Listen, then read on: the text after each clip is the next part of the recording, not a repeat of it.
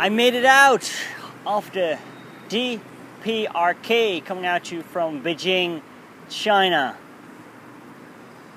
It has been a blast. It has been a total epic experience.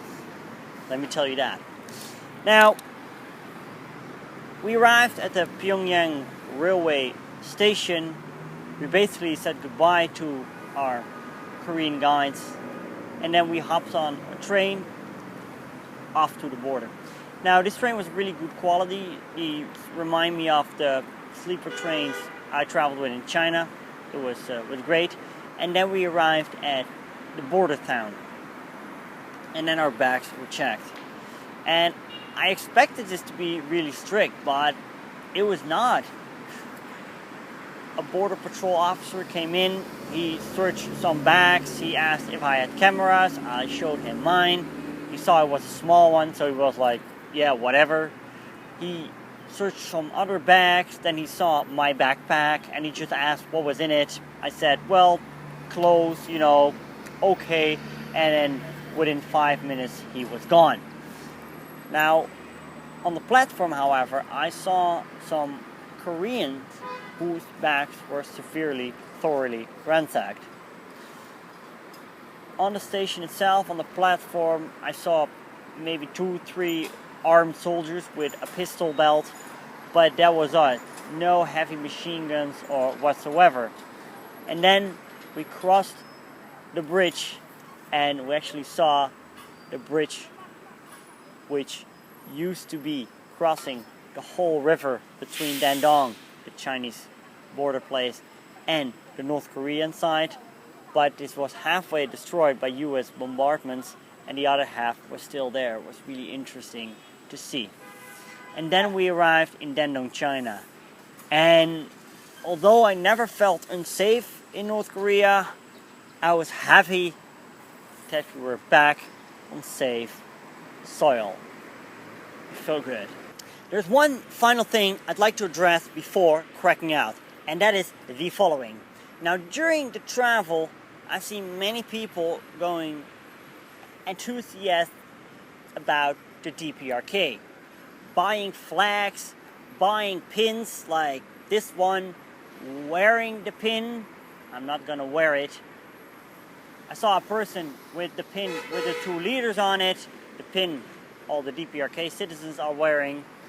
And I heard a story of one Western person who's gonna have her wedding in the DPRK. Can you believe that? Marrying in North Korea? And I think that is a wonderful thing.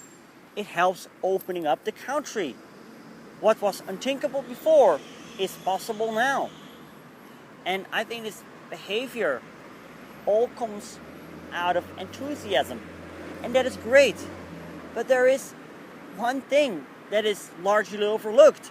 When we are thinking of the DPRK, North Korea, we're thinking of the most isolated country in the world. We're thinking of this dictator, Kim Jong-un, with his crazy haircut and some nuclear tests he's performing often now and then. But what is largely overlooked is the widespread poverty. Just few people know about.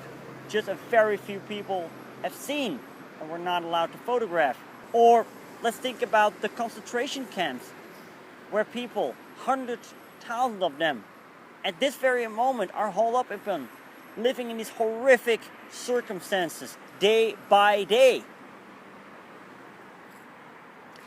And I'd say if the regime would come to an end sooner or later, and I hope soon because it's not built to last, and these camps would be liberated and pictures from these camps would surface, I think these pictures might have a very striking and horrifying resemblance to the pictures the Americans took when they liberated Dachau and the Soviets took when they liberated Auschwitz.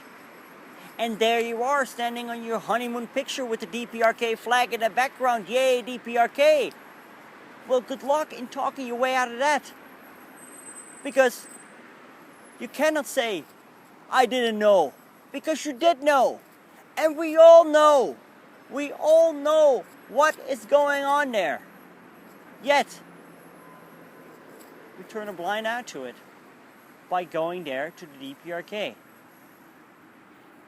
Spending money there to tourist shit, paying fuck tons of money, which goes to the government, where they do God knows what with. And that is like one of the major morally debated things that I carried out by going there. Yes, I wanted to see it, but I also know what is going on there. And that's why I made this video.